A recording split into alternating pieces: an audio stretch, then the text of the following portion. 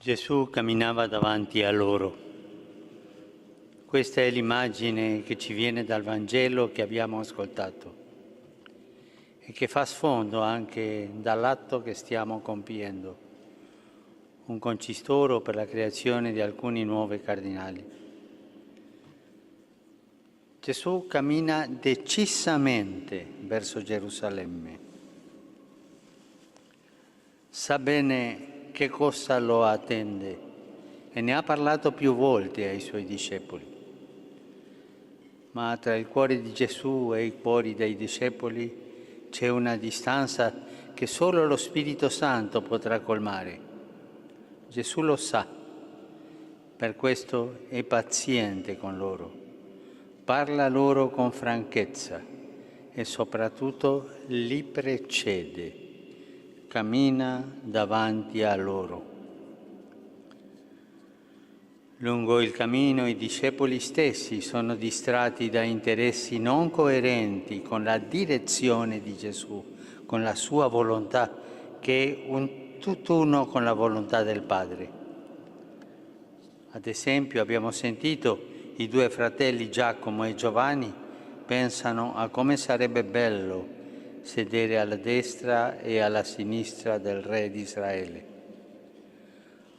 Non guardano la realtà, credono di vedere e non vedono, di sapere e non sanno, di capire meglio degli altri e non capiscono.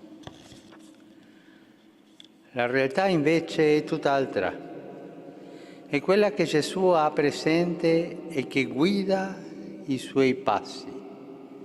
La realtà è la croce, è il peccato del mondo che Lui è venuto a prendere su di sé e sradicare dalla terra degli uomini e delle donne.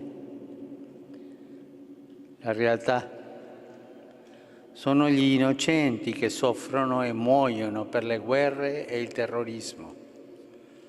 Sono le schiavitù che non cessano di negare la dignità anche nell'epoca dei diritti umani. La realtà è quella di campi profughi che a volte assomigliano più a un inferno che a un purgatorio. La realtà è lo scarto sistematico di tutto ciò che non serve più, comprese le persone. È questo che Gesù vede mentre cammina verso Gerusalemme. Durante la sua vita pubblica, egli ha manifestato la tenerezza del Padre risanando tutti quelli che erano sotto il potere del maligno. Adesso sa che è venuto il momento di andare a fondo, di strappare la radice del male e per questo va risolutamente verso la croce. Anche noi, fratelli e sorelle, siamo in cammino con Gesù su questa strada. In particolare mi rivolgo a voi, carissimi nuovi cardinali. Gesù cammina davanti a voi e vi chiede di seguirlo decisamente sulla sua vita. Vi chiama a guardare la realtà, a non lasciarvi distrarre dagli altri interessi, da altre prospettive. Lui non vi ha chiamati a diventare principi nella Chiesa, a sedere alla sua destra o alla sua sinistra. Vi chiama a servire come Lui e con Lui. Servire il Padre e i fratelli. Vi chiama ad affrontare con il suo stesso atteggiamento il peccato del mondo e le sue conseguenze nell'umanità di oggi. Seguendo Lui, anche voi camminate davanti al popolo santo di Dio tenendo fisso lo sguardo alla croce e alla risurrezione del Signore.